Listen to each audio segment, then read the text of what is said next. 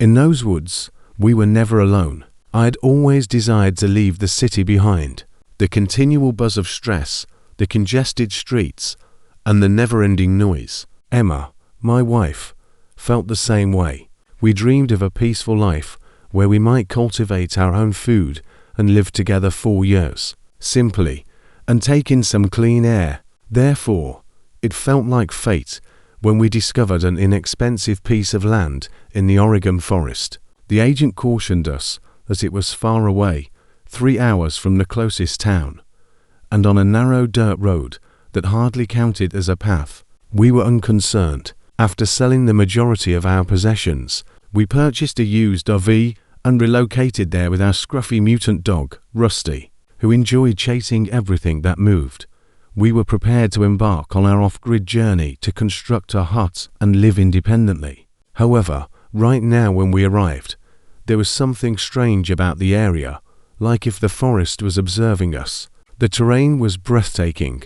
There was a nearby creek that gurgled sweetly day and night, acres of tall trees, and a small clearing that was ideal for the RV. However, it was quite remote. The filth navigating the rutted and rocky road to our spot took 20 minutes. Tom, who lived a mile away in a sagging trailer surrounded by trash, was the closest neighbor. He offered us a jar of homemade blackberry jam and appeared polite when we first met him. Few people stay out here for very long. His gaze darted across our RV before returning to us as he spoke. Most people find it too quiet. Enters your mind. He seemed to know something that we didn't, as evidenced by his thin smile. Emma's chilly fingers clasped my hand. I chuckled. I thanked him for the jam and went away, but I could feel his eyes on my back. The initial days were hectic. We cleared the undergrowth for the cabin's foundation, parked the RV in the clearing, and built a fire pit using creek stones. Rusty leapt through the trees, rolling in the dirt and barking at squirrels. The forest seemed alive during the day, wind rustling the woods, birds chirping, but everything was different at night. I could feel the weight of the silence pressing down on my chest. I would wait for something to shatter it while lying awake and listening. Occasionally, I would hear the crunch of leaves or the crack of a branch, as if something heavy was passing through the undergrowth. I would convince myself that it was either a bear or a deer. However, I never saw anything as I peered out the window of the RV. Emma sensed it as well. One evening while stirring soup on our propane stove, she remarked softly, "It's too quiet," as if the forest was holding its breath. I tried to laugh it off and gave her a hug. I remarked, "It's just new. We'll get used to it." After a week or so, things became strange. We discovered Rusty's water bowl overturned one morning. There were what appeared to be boot prints on the muddy ground surrounding it, large ones that are too big for Emma or myself. After circling the RV, they strayed inside the trees. My stomach gave a nod. I remarked, "Maybe Tom stopped by," but Emma shook her head. He would have made a statement. "Why do you leak Rusty's water?" She was correct. It was illogical. We started locking the RV door, which we hadn't done before, and made the decision to keep Rusty inside at night. I didn't get much sleep that night, listening for sounds. At 3 in the morning, Rusty snarled. His gaze was riveted on the window, deep and low. I took the flashlight and looked around the clearing, but all I saw were shadows. I whispered, "It's okay, boy," but my heart was racing. I went to Tom's trailer the following day to see if he had seen anyone. His home was in disarray. A half-built shed with a sagging tarp, rusting auto parts, and empty beer cans strewn about. He was seated outside, whittling a stick while his knife's blade glinted. "Footprints," he murmured without raising his gaze. "Anyone could do it. These woodlands are ancient. Many people go through. Drifters, hunters, and those who dislike being discovered." His eyes met mine as he hesitated. "Some claim that there are abandoned shacks, old camps, and people who don't like strangers." Although his voice was soothing, there was a hint of testiness in it. I inquired as to whether he had visited our home. He shook his head and laughed. "I'm not interested in getting a gun, but you might be. You never know who might be out there." As I drove back, I tried to seem casual by nodding, but my skin was crawling. Emma's face became pale as I told her. She paced the small kitchen of the RV and stated, "I don't like this. I keep getting the impression that someone is observing us. When I went near the creek yesterday, I heard a movement in the undergrowth. He was standing directly next to me, but I mistakenly believed it to be Rusty." I drew her in as her voice broke. I said, "We're okay," but I wasn't sure whether I really believed it. "We'll remain united. Lock the doors, and I'll purchase a phone signal booster." I said we would go shortly, but the closest town was too far away for a fast drive. We would remain watchful for the time being. We kept Rusty's leash short and double-checked the locks at evening. Binding him to the frame of the bed, I had a large flashlight and a kitchen knife by my side. But they were useless because they would probably oppose anything significant. It began to tapping softly at midnight, like someone tapping on a tree. Tap, tap, tap. Rusty's fur bristled as his ears perked up and he hissed. Emma took hold of my arm. She muttered, "You hear that?" With a dry throat, I nodded. From the trees to the edge of the clearing, the tapping got closer and louder. Then there was a steady, intentional scraping sound, as if something was dragging along the metal side of the RV. Scratch, scratch, scratch. I thought my heart would burst from how hard it was pounding. I said, "Stay here," reaching for the knife and flashlight. Emma's gaze were terrified. "Don't you dare go out there," she growled, holding on to Rusty, who was now barking uncontrollably. I opened the window and shone the torch into the darkness. Only trees with gently swinging branches were captured by the beam. "Who's out there?" With a trembling voice, I yelled, "Quiet." Then a deep, gruff voice, almost a growl, came from somewhere in the woods. "This is not where you belong." It was so near, so obvious. It was as cold as ice in my veins. I staggered back to Emma after slamming the window shut and locked it. With tears running down her cheeks, she muttered, "What was that?" "I don't know," I answered in a hardly coherent voice. However, we won't let that door open. For what seemed like hours, the tapping and scraping continued, occasionally pausing for a little while before resuming closer or farther away, as if the person or object was circling us and playing with us. Emma clung to me and whispered, "Please stop it," while Rusty continued to snarl and flash his teeth. "Get out of here," I yelled as I pounded on the RV wall. "Don't bother us." It was ineffective. The noises continued unrelentingly until they eventually ceased shortly before morning. We waited till daybreak while sitting motionless. We went outside to see the RV as the sun came up, trembling. Fresh scratches and lengthy, jagged paint marks that were too deep to be caused by branches or animals covered the sides. More boot prints, some smudged as if someone had been pacing, were scattered over the clearing. The worst part was discovering Rusty's favorite toy, a tennis ball, that had been bitten up and cut in half near the fire pit. I was ill. Emma started crying once more. "We're heading out," she said, in a fury. We packed, hurling clothing and equipment into bags, not giving a damn about what we left behind. I saw something etched into a pine tree at the edge of the clearing as we loaded the RV.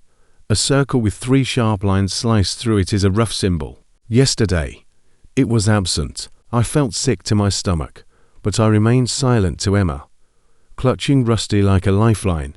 She was already tense. I looked in the rearview mirror as we were traveling down the gravel road and noticed Tom standing by his trailer, observing us. He didn't provide a wave. He remained motionless, a silhouette against the trees, his face expressionless. After arriving at a motel in town, we passed out from exhaustion and fear. I searched local forums and news archives for answers throughout the course of the following few days. Stories and hikers were present, missing, odd carvings on trees, and rumors of people that live deep in the forest and are unfriendly to visitors.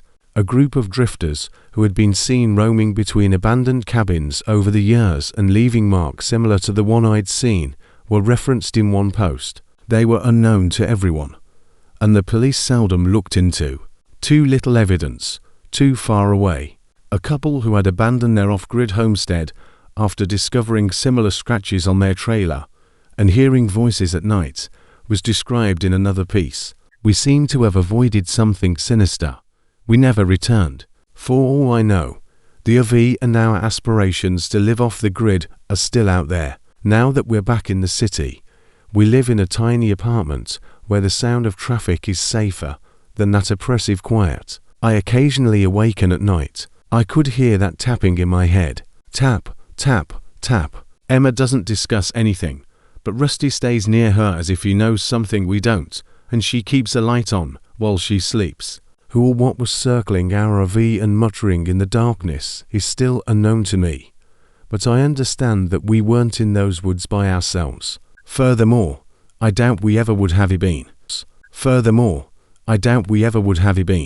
The tree-dwelling man for around 4 months. I had been living at my cabin close to North Pond, Maine, seeking a more straightforward life away from the bustle of the city. It was a modest hut with a stone fireplace, a sloped roof, and aged timbers. It was seated in a clearing, cut off from the outside world by thick pine trees. I was alone in the silence with no neighbors 4 miles. It was flawless at first, chopping wood in the mornings, trekking trails in the afternoons, and reading by the fire in the evenings. The scent of dirt and sap filled the air, and I felt liberated. However, things began to go awry after that. It started with little things. One night, I left a flashlight on the porch table, but by morning, it was gone. I believed I had succeeded. Perhaps it was taken by an animal. A bag of chips disappeared from the kitchen counter a few days later. I thought I might have lost it, so I looked through every cabinet, but I couldn't find it. Then the heavy green jacket I hung by the door, which was my favorite, vanished. I dismantled the cabin, looking under the couch, under the creaking floorboards, and even in the small loft where I slept. Nothing. My abdomen churned. I wasn't simply misplacing items. They were being taken by someone. I made the 30-minute drive down a narrow rural road in my old pickup to the general shop in town, with shelves full of fishing gear and tinned goods. The store was a messy sight where locals stayed to gossip. I heard the men at the counter talking quietly as I was getting coffee and batteries. One scratched his beard and added, "I heard the hermit hit another cabin last week. Took a whole case of soup." The other gave a nod. "Folks say he's a ghost, but I reckon he's just a guy who don't like people." I clutched my basket as I froze. A local folklore about a man who lived in the woods and stole from cabins to make ends meet was the North Pond Hermit. He was considered a myth by some. Others claimed to have seen him.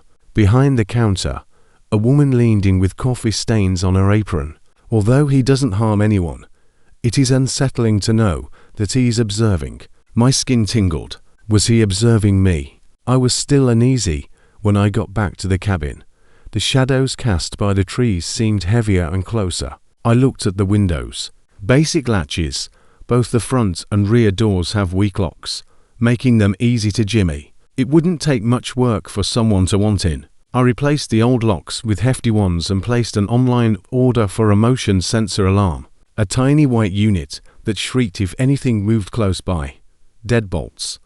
I needed to feel safe, yet it cost me half of my paycheck. Everything was good for a week. Then I discovered a can of beans and a loaf of bread gone from the pantry one morning. The warning hadn't exploded. No windows were smashed, and the doors remained locked. He appeared to have passed through the walls. He must have arrived while I was asleep, only a few steps from my bed, and my heart began to rush. After that, I had trouble sleeping. Every rustle outside and every creak inside the cottage made my heart race. I began keeping a baseball bat by my bed as a minor source of comfort due to its smooth wood. Imagining footsteps around the hut, I would lie awake and stare at the ceiling. Once serene, the solitude now seemed like a trap.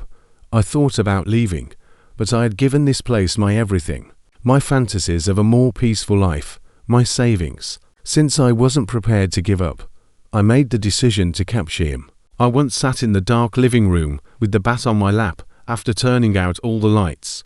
The only sound in the cabin was the gentle crackling of the dying fire in the fireplace. I had placed a chair beneath the entrance door handle and did not lock the rear door. A dangerous bait. He would try there if he was coming. I waited with my hands sweating around the bat and my eyes fixed on the door. The mantel clock continued to tick past midnight. 1. then two, then that. Even though my eyelids were getting heavy, I forced them open and drank cold coffee to keep awake. I heard a slight scrape, like a boot touching the wooden steps outside.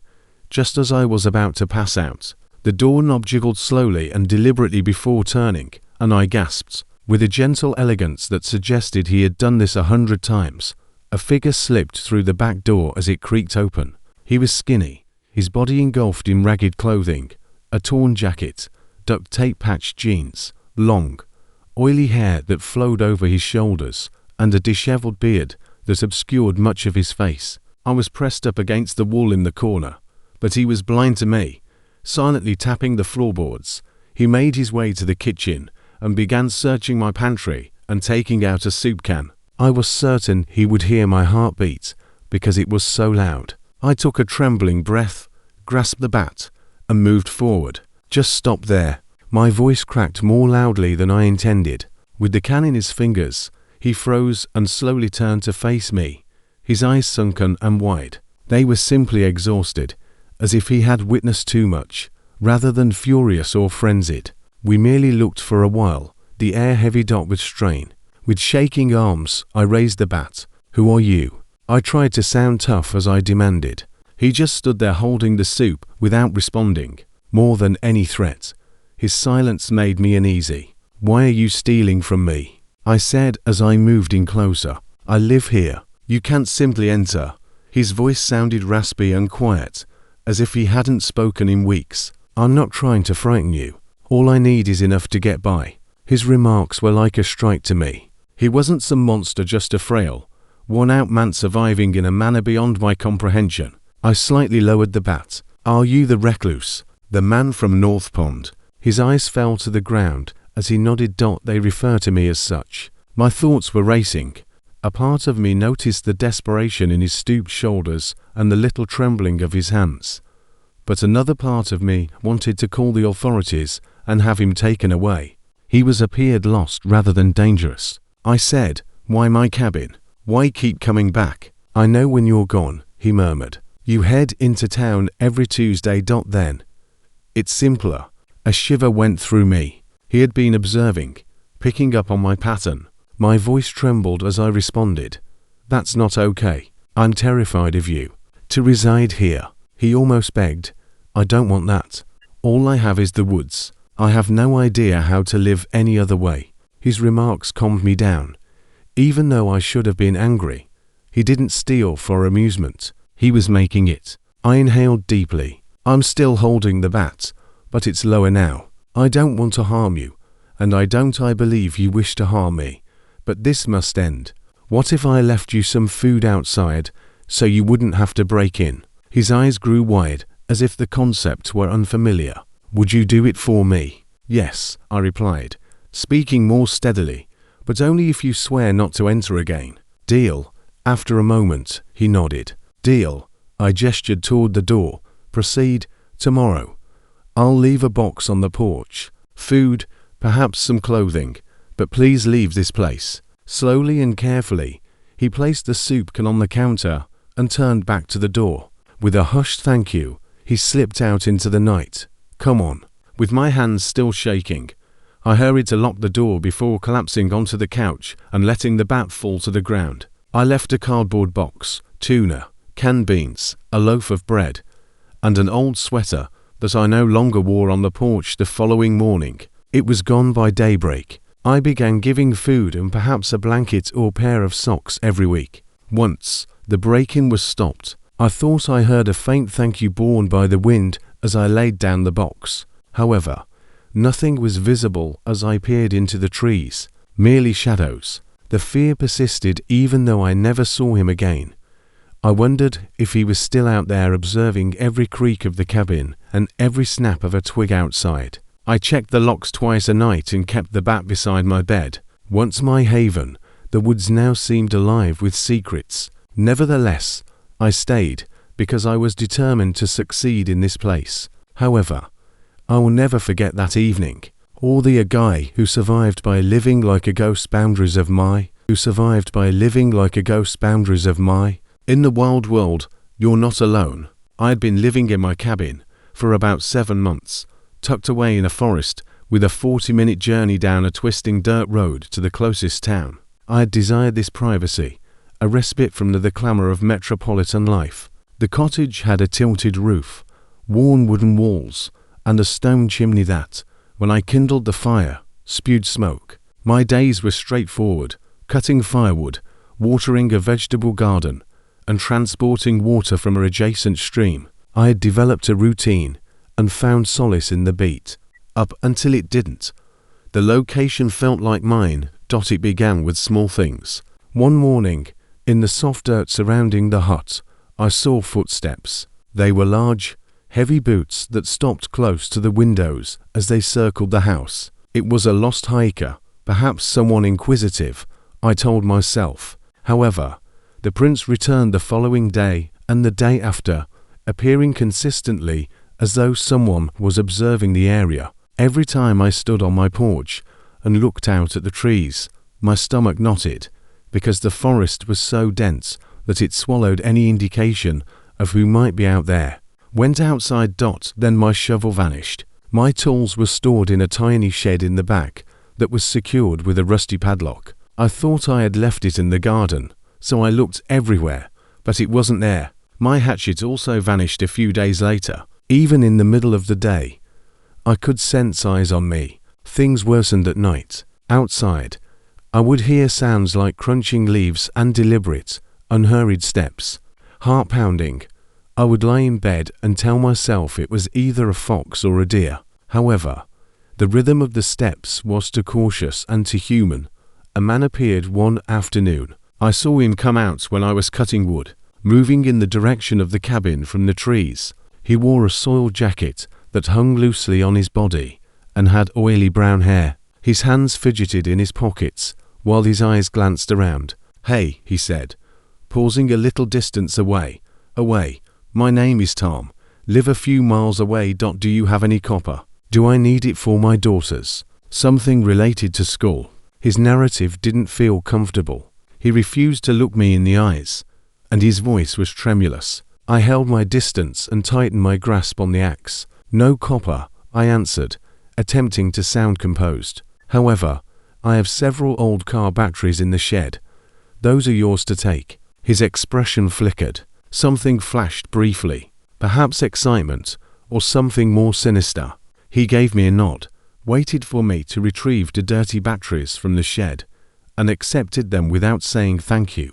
I committed his face, his gait, and the way he looked back at the cabin to memory as he made his way back into the woods. The sounds were more audible that evening. Gravel crunching, a slight scrape close to the rear entrance. With shaking hands, I reached for my flashlight and examined each window. All that is present is darkness. I slept, reliving Tom's visit in my head. The following morning, I discovered large scratches in the wood on the frame of the back door, as if someone had attempted to push a crowbar through. My chest constricted. I began locking all the doors, windows, even the shed. I cleaned, loaded, and stored my old shotgun near the bed after retrieving it from a trunk. The idea of someone watching made my skin crawl. Even though I didn't want to use it, I drove to see John, a neighbor who lived a few miles away. A few days later, his home was larger, with a chain-link fence and solar panels. He was older, about 60, and had calloused hands and a rough voice. We drank coffee he had made on a camp stove while we stood by his fence. "You look spooked," he remarked, narrowing his eyes. "Something's not right," I informed him. Footprints were discovered. Tools are missing from my place.